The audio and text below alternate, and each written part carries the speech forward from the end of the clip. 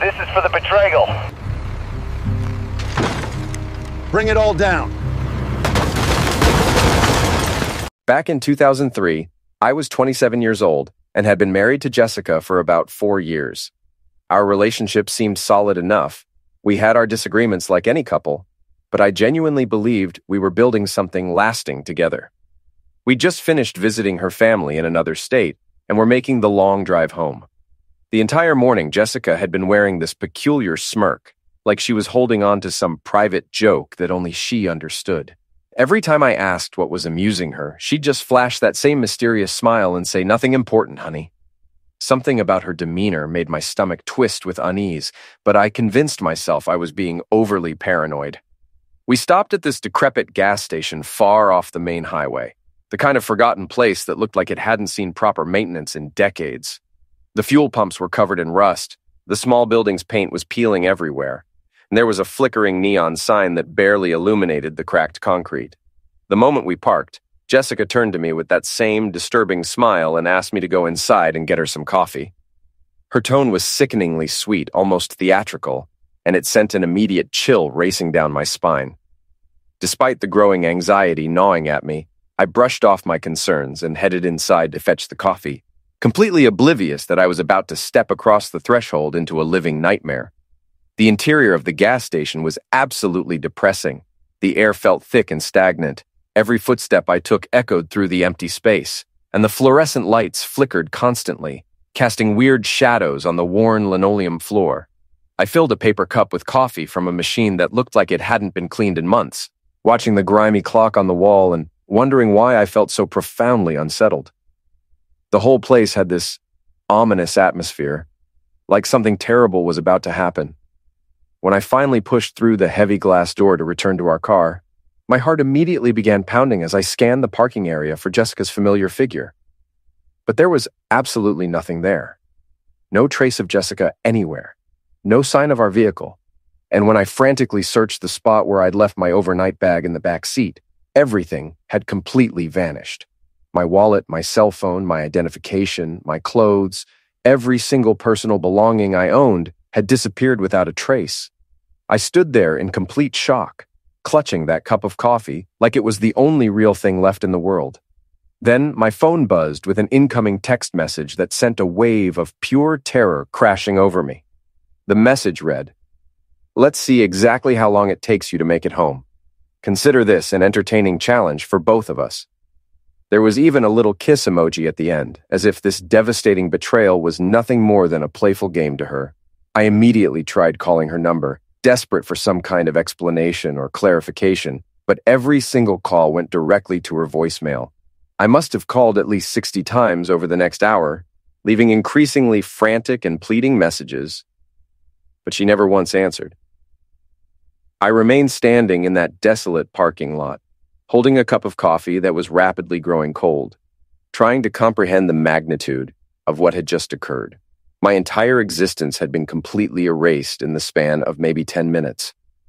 I reached into my jeans pocket and discovered I had exactly $160 in cash from our earlier stop for gas money, and that was literally everything I had left in the world. No credit cards, no driver's license, no identification of any kind, and no realistic way to travel home across 3 different states except maybe hitchhiking with strangers. The only person I could possibly think to contact was Jessica's older sister, Rachel. Jessica had actually severed all communication with Rachel several months earlier, following some complicated family dispute, repeatedly claiming that Rachel was a destructive influence who brought nothing but chaos into her life. But Rachel had always treated me with genuine kindness and respect, and fortunately, she was the only family member whose phone number I had committed to memory. When I finally located a working payphone outside the station and placed a collect call, Rachel answered immediately on the second ring. The instant I began explaining what had happened to me, her voice became deadly serious and filled with concern. "I'm going to help you get through this," she declared without any hesitation whatsoever. "Don't worry about anything right now. I'll take care of everything." Within less than an hour, Rachel had somehow arranged for a bus ticket to be waiting for me at the nearest Greyhound station and had called a local taxi company to come pick me up from the gas station. She even went to the trouble of wiring additional money to the bus terminal so I could purchase food during what would certainly be a long and miserable journey home. That incredible woman literally saved my life that day, and I will carry that debt of gratitude with me forever. During the grueling 18-hour bus ride that followed, I had endless hours to reflect on what had transpired and what it might mean for my uncertain future. When I finally arrived back at the apartment Jessica and I had shared for years, I discovered she had systematically cleaned out our joint bank account, withdrawing every single penny we had managed to save together over 4 years of marriage. She had also removed most of our shared possessions from the apartment, leaving me with essentially nothing except the heavy furniture pieces that would have been too difficult to move quickly and quietly. There was a brief handwritten note left on the kitchen counter that simply stated, "I'm sorry, but I needed to discover who I really am. This arrangement is ultimately better for both of us in the long run." The divorce paperwork arrived in my mailbox exactly 2 weeks later. Jessica didn't contest a single aspect of the proceedings because there was absolutely nothing remaining to dispute or divide. She had already systematically taken everything of value we had accumulated together. I learned through mutual friends and acquaintances that she had been secretly planning this elaborate abandonment for many months, possibly even longer than that. She had apparently been telling various people in our social circle that she felt completely trapped and suffocated in our marriage and desperately needed to embark on some kind of life-changing adventure. According to her twisted logic, abandoning me at that remote gas station was simply her preferred method of making what she considered a clean and decisive break from our relationship. The following several years represented the most challenging and difficult period of my entire life. I was essentially starting over from absolute zero at age 27 with no savings account, severely damaged credit from the emptied bank accounts, and profound psychological trust issues that affected every aspect of my daily existence. I was forced to work 3 different part-time jobs simultaneously just to afford rent on a tiny studio apartment, surviving for months on nothing but instant ramen noodles and peanut butter sandwiches because that was all I could afford. I began attending regular therapy sessions to address the severe abandonment trauma, which definitely helped me process the experience. But the deep emotional betrayal had cut so profoundly that it affected my ability to form meaningful relationships for years afterward. However, slowly and gradually, I began the long process of rebuilding my shattered life from the ground up. I found steady employment in the construction industry, starting as a basic laborer doing the most menial tasks and working my way up through sheer determination and hard work. It turned out that I possessed a natural talent for project management and an intuitive understanding of what clients actually wanted from their construction projects. By my early 30s, I had managed to save enough money to launch my own small contracting business, specializing in home renovations and smaller commercial projects, while building a solid reputation for delivering quality workmanship at fair and honest prices. My business grew steadily and consistently over the following years. I religiously reinvested every available dollar back into purchasing better equipment, hiring more skilled workers, and gradually taking on increasingly larger and more complex projects. I bought a modest house, then eventually upgraded to a nicer one, and then began acquiring several rental properties as investments. I maintained an extremely frugal lifestyle and worked constantly, driven partly by genuine ambition, but mostly by this deep-seated terror of ever finding myself that helpless and vulnerable again. I never remarried during this entire period, though I did have several long-term relationships that ultimately didn't succeed. I simply couldn't bring myself to fully trust another person with my heart after experiencing what Jessica had done to me. By 2020, my construction company had evolved into a mid-sized firm employing approximately 30 full-time workers. We were successfully completing major commercial projects, high-end residential construction, and even securing some lucrative government contracts. I wasn't extraordinarily wealthy by any means, but I had achieved a comfortable financial position, probably worth several $1,000,000 on paper when factoring in the business valuation, real estate holdings, and various investments. I had constructed a genuinely good life for myself, but there was always this persistent underlying anger about how the whole journey had been forced to begin. Then came those fateful phone calls that changed everything once again. I was sitting in a crucial client meeting 6 months ago when my cell phone began buzzing incessantly with incoming calls. I ignored it initially, but the calls kept coming relentlessly. When I finally checked during a brief break, I discovered 39 missed calls from various numbers I didn't recognize, plus 3 urgent calls from Rachel. I immediately excused myself from the meeting and stepped into the hallway to listen to the accumulated voicemails, and my blood turned ice cold as I heard the messages. Rachel's voicemail was brief, but absolutely terrifying in its implications. "You need to call me back immediately. It's about Jessica. She's managed to track you down, and she's in very serious trouble right now." The remaining messages were all from Jessica herself, and they represented an emotional roller coaster that left me feeling sick to my stomach. The initial messages were demanding and filled with entitlement. "You cannot ignore me forever. We absolutely need to have a conversation about this."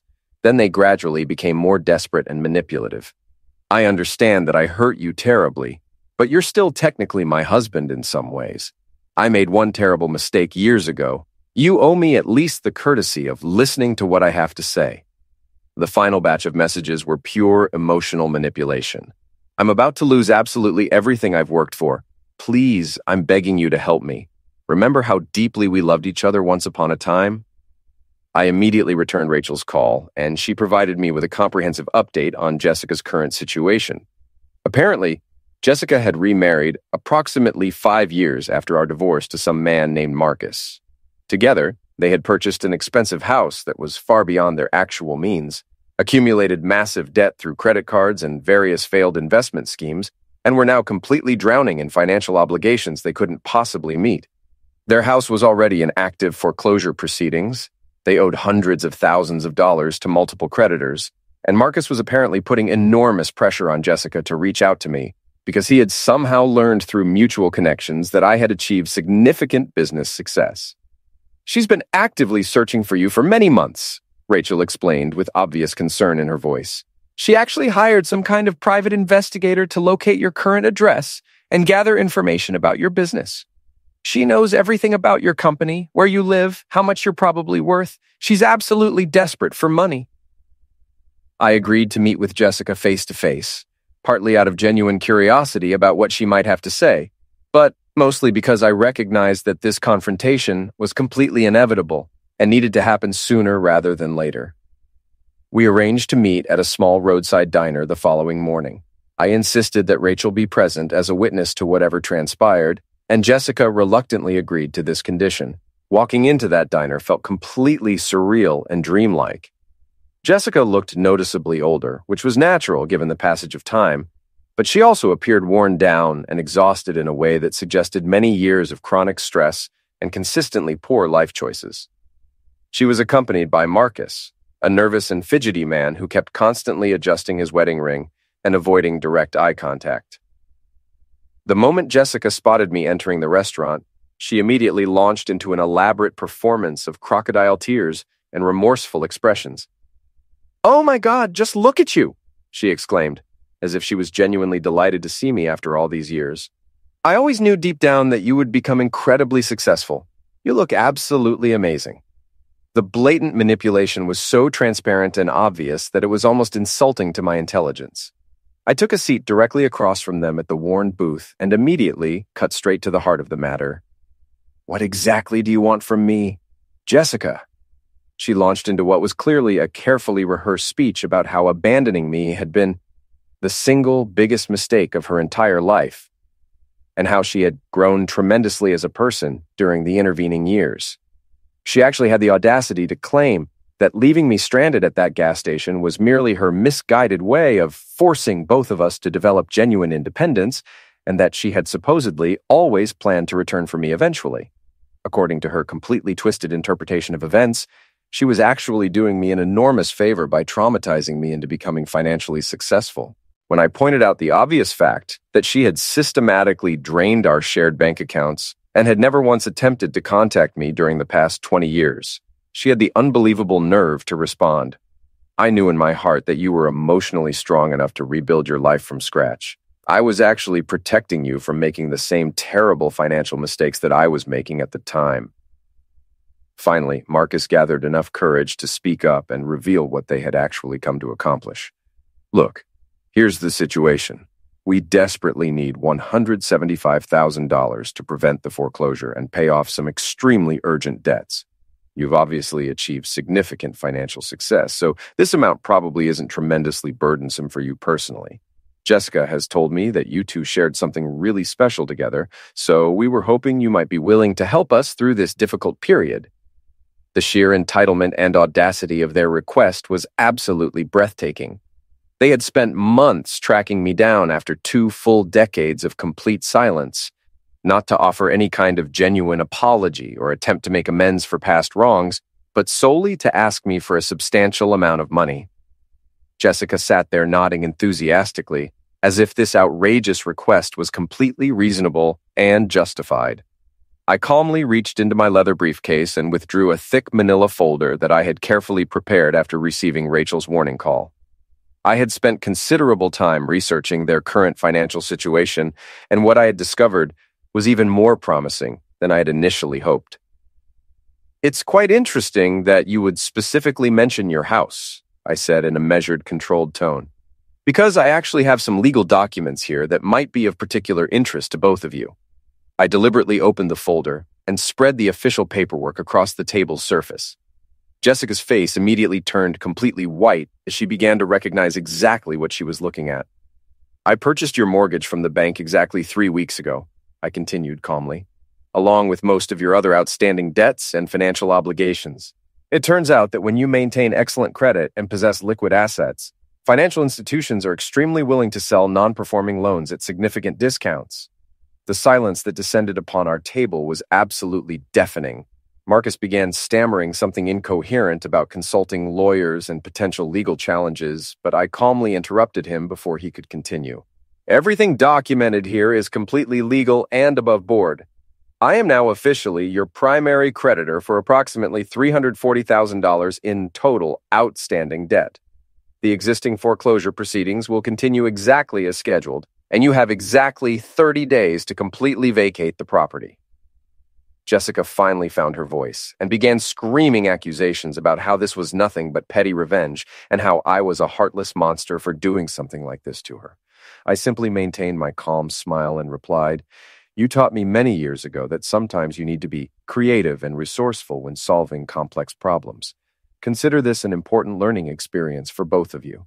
They both stormed out of the diner in a fury, making various threats about lawsuits and legal action, while creating such a dramatic scene that every other customer was staring at our table. But I knew with complete certainty that they had absolutely no legal recourse available to them. Everything I had accomplished was entirely legitimate, just strategically aggressive. The foreclosure proceedings concluded exactly as I had planned. I successfully purchased their house at the public auction for $180,000, a fraction of what they had originally paid for the property. But my plan was far from finished at that point. I hired a professional demolition crew and had them completely tear down the entire house, reducing it to nothing but rubble and debris. I made absolutely certain that both Jessica and Marcus knew exactly when this destruction would take place, and I positioned myself across the street with a steaming cup of coffee, calmly watching their former dream home get systematically demolished. The powerful symbolism wasn't lost on anyone present. Just as she had destroyed my entire life in a single instant at that remote gas station 2 decades earlier, I was now destroying the physical representation of everything she had built since then. But here's where this story transforms from simple revenge into something much more meaningful and constructive, because I wasn't satisfied with just destroying what they had created.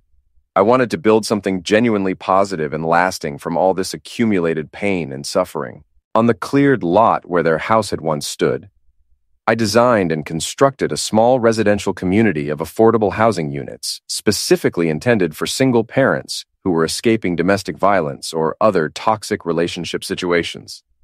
I named the project Rachel's Haven, honoring the incredible woman who had rescued me during my darkest hour all those years ago. The completed project provides housing for 12 families in comfortable, well-designed 2-bedroom apartments, along with on-site childcare facilities, job training programs, and professional counseling services.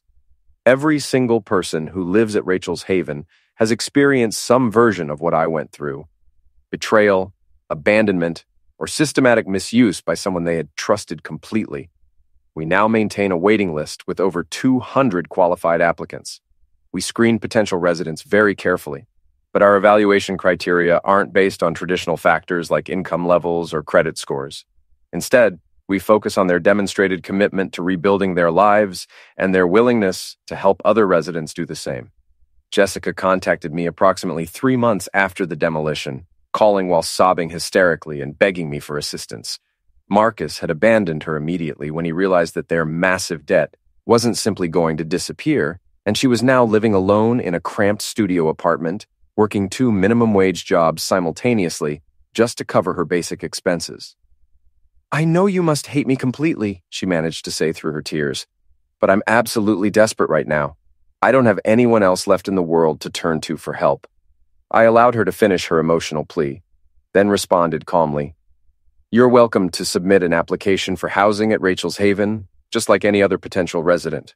You'll need to complete our standard screening process, provide character references, and demonstrate that you're genuinely committed to personal growth and helping other community members." She immediately exploded with rage and indignation. "After everything I sacrificed for you, after everything we meant to each other, you're really going to force me to beg for basic housing?" "You didn't sacrifice anything for me, Jessica," I replied in the same measured tone. "You systematically destroyed me and then spent the next 20 years living your life without a single thought about the permanent damage you had caused. The only reason you contacted me was because you desperately needed money. You don't get to rewrite our history now that it's convenient for you. But I only made one stupid mistake," she screamed into the phone. "One impulsive mistake when I was young and confused, and you're going to punish me for it forever?" "You didn't make a simple mistake, Jessica.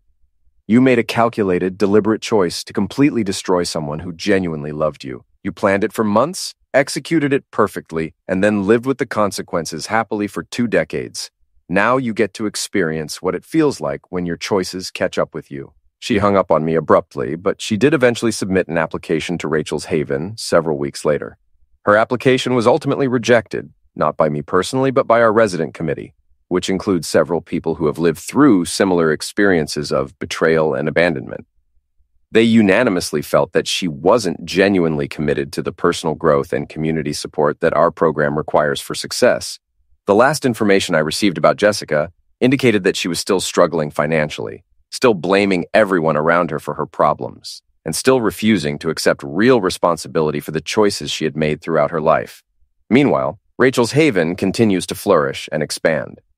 We're already planning a second location for next year, and I'm actively collaborating with other developers to create similar communities in different cities across the region. Many of our current residents have become genuinely close friends of mine, and their children have started calling me Uncle Jim. I've discovered a kind of chosen family and sense of purpose that I never experienced before in my life. The demolition of their house wasn't just about destruction. It was about creating space for something meaningful. As I stood there that morning, watching the heavy machinery tear down what had once been their dream home, I felt a strange mixture of satisfaction and melancholy. Each falling beam and crumbling wall represented years of lies and broken promises finally being swept away. The crew worked methodically, their actions precise and unforgiving, much like the resolve that had grown within me over the decades. I remember sipping that coffee slowly, the bitter taste matching the memories I was finally allowing myself to process fully. The house had represented everything Jessica had built while I was rebuilding from nothing. Now it was becoming nothing more than dust and debris, just like my life had been reduced to nothing on that awful day 20 years earlier.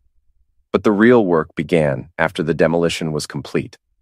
Planning Rachel's Haven required months of careful consideration. I wanted every detail to reflect the journey from abandonment to hope.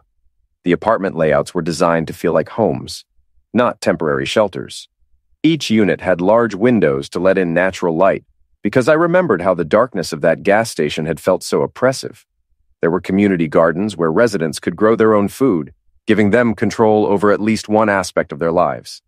The children's playground was positioned where everyone could see it, because I wanted the sound of laughter to fill a space that had been born from so much pain. The screening process for residents became deeply personal for me. I interviewed many of the applicants myself, listening to stories that echoed my own experience of betrayal and abandonment. There was Maria, whose husband had emptied their accounts and disappeared with his secretary. There was David, a single father whose wife had left him and their 2 young children for her boss. There was Elena, whose partner had systematically isolated her from family and friends before discarding her when she became inconvenient. Each story reinforced my understanding that what Jessica had done wasn't unique. It was part of a pattern of human cruelty that devastates lives every day. But it also showed me that survival and recovery were possible, given the right support system. The construction phase of Rachel's Haven took almost 8 months. I was there nearly every day, not just supervising, but actually working alongside the crew. There was something therapeutic about building with my own hands, about creating something permanent and good from a foundation of pain. The physical labor helped process emotions I'd been carrying for 2 decades. When Jessica made that desperate phone call 3 months after losing her house, I could hear in her voice the same terror I'd felt standing in that empty parking lot. The difference was that her situation was entirely self-created, while mine had been inflicted upon me. Still, I offered her the same opportunity I was giving every other applicant, a chance to rebuild, but only if she could prove she understood the damage she'd caused and was committed to genuine change. The resident committee's rejection of her application wasn't cruel. It was necessary. The other residents had recognized something I might have missed due to my personal involvement. Jessica's application essay was full of excuses and blame-shifting. She wrote about how circumstances beyond her control had led to her current situation, how she was the real sufferer of Marcus's financial irresponsibility, and how she deserved help because of our shared history. She couldn't or wouldn't acknowledge that abandoning me had been a deliberate choice that revealed fundamental character flaws. In contrast, successful applicants wrote about taking responsibility for their past mistakes, about their commitment to helping others heal, and about their understanding that rebuilding required both individual effort and community support. They understood that Rachel's Haven wasn't charity. It was an opportunity to participate in something larger than themselves. The community that emerged exceeded my wildest expectations. Residents organized support groups, shared childcare responsibilities, and created informal job networks that helped each other find better employment. The children formed friendships that transcended their families' various traumas. Evening gatherings in the community room became a place where people shared both struggles and victories. I often found myself staying late, just listening to conversations and watching interactions. There was something magical about seeing people who had been broken by betrayal learning to trust again. It validated every difficult decision I'd made, every dollar I'd invested, every hour I'd spent planning and building. Rachel visited frequently, often bringing her famous homemade cookies that the children loved. She'd sit in the community room, listening to residents' stories with the same compassionate attention she'd given me during that phone call 20 years earlier. Watching her interact with the families reminded me daily of how one person's kindness can change the entire trajectory of someone's life. The waiting list for Rachel's Haven continued growing. Local social workers began referring their most challenging cases, knowing we had the resources and commitment to help people who might not succeed in traditional programs. We partnered with job training programs, community colleges, and local businesses to create pathways for residents to achieve genuine independence. As word spread about our success, other developers and social entrepreneurs began reaching out. They wanted to understand our model, to replicate it in their own communities. I started speaking at conferences about trauma-informed housing design and the importance of treating residents as whole people rather than just problems to be managed. The second location we're planning will be even more ambitious.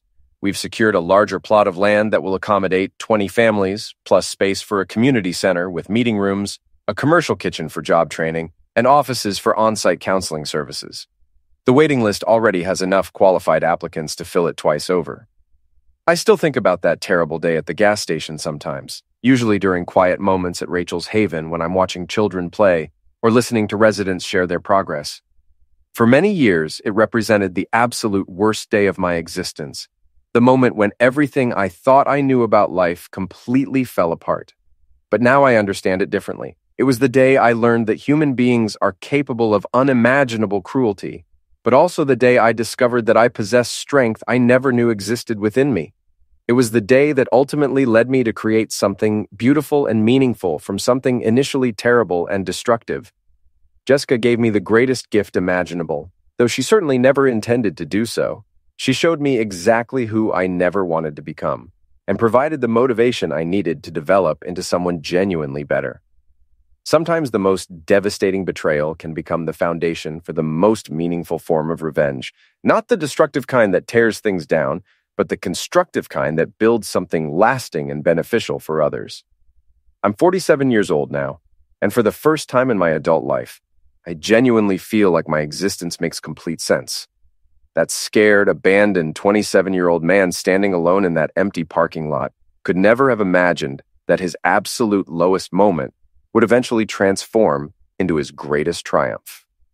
But that's the remarkable thing about hitting rock bottom. It provides you with the solid foundation you need to build something truly extraordinary, if you're willing to commit to doing the necessary work. Every morning, when I arrive at Rachel's Haven and see families beginning their day with hope instead of despair, I know that every moment of pain was worth enduring. The journey from that gas station to this community taught me that the most powerful revenge isn't destruction. It's creation. It's taking the worst thing that ever happened to you and using it as fuel to build something that makes the world a little bit better for people who understand that kind of pain.